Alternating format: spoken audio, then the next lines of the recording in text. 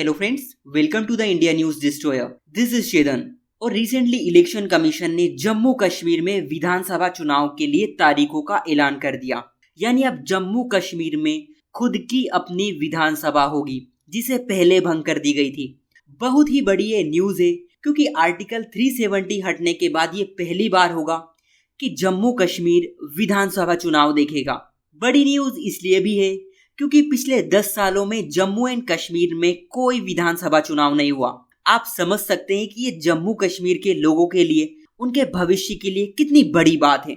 सभी political parties ने चुनाव आयोग के इस फैसले की तारीफ की, क्योंकि अपोजिशन पार्टी गवर्नमेंट से डिमांड कर रही थी। कितना टाइम हो गया लेकिन वहां पर विधानसभा चुनाव नहीं हुए, गवर्नमेंट को जल्दी वहां पर इलेक्शन करवाने चाहिए। लेकिन फाइनली गवर्नमेंट ने यह फैसला लिया कि जम्मू कश्मीर में विधानसभा चुनाव होंगे। समझेंगे क्या है पूरी न्यूज, इलेक्शन कमीशन ने क्या कहा, जम्मू कश्मीर में इलेक्शन कब और कितने चरण में होंगे, वहां की सियासी गणित क्या कहती है। साथ में ये भी समझने की कोशिश करेंगे कि जम्मू एंड कश्मीर के लोगों के लिए ये चुनाव इतने मायने क्यों रखता है। कहानी कुछ ऐसी है कि भारत के चुनाव आयोग की तरफ से प्रेस कॉन्फ्रेंस होती है, आप इसे सुन सकते हैं। हाल ही में जम्मू कश्मीर और उसके बाद हरियाणा की चुनावी तैयारियों का जायजा लेने आयोग, हमारे सारे सहकर्मी वहाँ गए थे और एक बहुत ही नायाब किस्म का एंथुजियाज्म और डेमोक्रेसी के प्रति एक ललक और पार्टिसिपेट करने की इच्छा सबके अंदर दिखाई दी। जितने लोगों से हमने बात की, सभी पॉलिटिकल पार्टीज से, बहुत सारे लोगों से भी, सबकी एक ललायक एक इच्छा थी कि जल्दी से जल्दी चुनाव हो। तो हम आपको जो उम्मीद और जो यकीन पैदा हुआ था 2024 का, उसको आगे बढ़ाने के लिए आज आपके सामने है। जम्मू कश्मीर के बारे में पहले जिक्र करूं तो आपको याद है कि मतदान केंद्र पर जो लंबी लंबी कतारें लगी हुई थी, वो जमहूरियत की ताकत का एक बहुत ही बेहतरीन मंजर पेश करती थी। वो सिर्फ लंबी कतारें नहीं थी, वो आवाम की उम्मीदें थी, जज्बातों और उनके मुस्तकबिल की नई तस्वीर लिखने की एक ख्वाहिश थी। Everybody wanted to participate, prove a point that we are here in this queue not only to vote but to demonstrate a very strong desire that democracy flourishes in this area. और उम्मीद और जमहूरियत की ऐसी झलक ये बताती थी कि आवाम तस्वीर बदलना चाहता है और अपनी तकदीर को खुद लिखना चाहता है। और ये कतारें इस बात का सबूत थीं कि लोग सिर्फ बदलाव ही नहीं चाहते, बल्कि ये भी चाहते हैं कि उसका हिस्सा बनकर हम खुद से अपनी किस्मत लिखें। This was a purely A triumph of ballot over bullet. आपको याद होगा कि जो वैली की 3 पार्लियामेंट्री कॉन्स्टिट्यूंसीज थीं, उनमें 51% का वोटिंग हुआ और वैली ने वायलेंस को नकारा और वॉइस को वोट के माध्यम से आगाज किया। जम्मू कश्मीर के लोगों ने बुलेट और बायकॉट के बदले बैलेट को चुना। अगर आप पूरा शेड्यूल देखेंगे तो 3 फेज में वहां पर इलेक्शन होंगे, 18 सितंबर, 25 सितंबर और 1 अक्टूबर। जम्मू कश्मीर में जो ये विधानसभा इलेक्शन होंगे, उनका अगर आप रिजल्ट देखेंगे तो वो 4 अक्टूबर को आएगा और उस टाइम पता चल जाएगा कि किसकी पार्टी की सरकार बनेगी, किसकी नहीं बनेगी।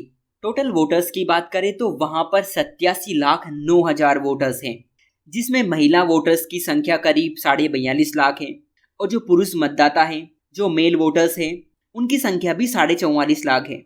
जम्मू कश्मीर में जो ये विधानसभा चुनाव होंगे, उसमें करीब 3,71,000 फर्स्ट टाइम वोटर्स पार्टिसिपेट करेंगे। 11,838 मतदान केंद्र बनाए जाएंगे और हर मतदान केंद्र पर करीब 735 वोटर होंगे। महिलाओं और दिव्यांग के लिए विशेष व्यवस्था की जाएगी। बड़ी बात यह है कि जम्मू कश्मीर में पिछली बार विधानसभा चुनाव 2014 में हुआ था और अभी 2024 चल रहा है, यानी 10 साल हो चुके हैं, वहां पर कोई विधानसभा चुनाव नहीं हुए। अगर आप वहां की टोटल असेंबली सीट देखेंगे तो वो 119 है, जिसमें से 90 सीटों पर इलेक्शन होंगे। 24 सीट पीओके के लिए रिजर्व है और 5 लोगों को नॉमिनेट किया जाता है। इससे पहले 2014 में वहां पर इलेक्शन हुए थे जिसे 5 चरण में किया गया था। उस टाइम किसी भी पार्टी को स्पष्ट बहुमत नहीं मिला था। पीपुल्स डेमोक्रेटिक पार्टी जिसे पीडीपी कहते हैं उसने 28 सीटें जीती थी, बीजेपी को 25 सीट मिली थी, नेशनल कॉन्फ्रेंस को 15 सीटें मिली थी और जो कांग्रेस है उसे 12 सीट मिली थी। लेकिन बड़ा सवाल ये है कि जम्मू कश्मीर के लिए चुनाव इतना मायने क्यों रखता है। देखिए, विधानसभा चुनाव की अपनी एक अलग अहमियत होती है, लेकिन क्यों? रिप्रेजेंटेशन के लिए। जो विधानसभा सदस्य होते हैं वो अपने निर्वाचन क्षेत्र को रिप्रेजेंट करते हैं, अपने क्षेत्र के लोगों के लिए जवाबदेह होते हैं ताकि उनकी समस्याओं को, उनकी दिक्कतें हैं उन्हें दूर की जाए। विधानसभा सदस्यों के पास पावर होती है अपने क्षेत्र के लिए नियम कानून बनाने की, जो वहां के लोगों के दिन प्रतिदिन की जिंदगी पर असर डालते हैं, चाहे वो लॉ एंड ऑर्डर हो या फिर इकोनॉमिक ग्रोथ। बजट भी एक बड़ा फैक्टर होता है क्योंकि वहां के लोगों को सुविधाएं देने के लिए जो स्कीम्स एंड जो प्रोग्राम्स चलाए जाते हैं वो सब बजट के थ्रू ही पॉसिबल है। ऐसे में स्टेट असेंबली का जो रोल है ना वो बहुत बढ़ जाता है। शिक्षा के लिए विधानसभाओं की अहमियत काफी ज्यादा होती है, चाहे वो स्कूल्स हो, रिफॉर्म हो या फिर छोटे बच्चों को रिसोर्सेज देने की। शिक्षा के विकास में विधानसभा बहुत बड़ा रोल प्ले करती है।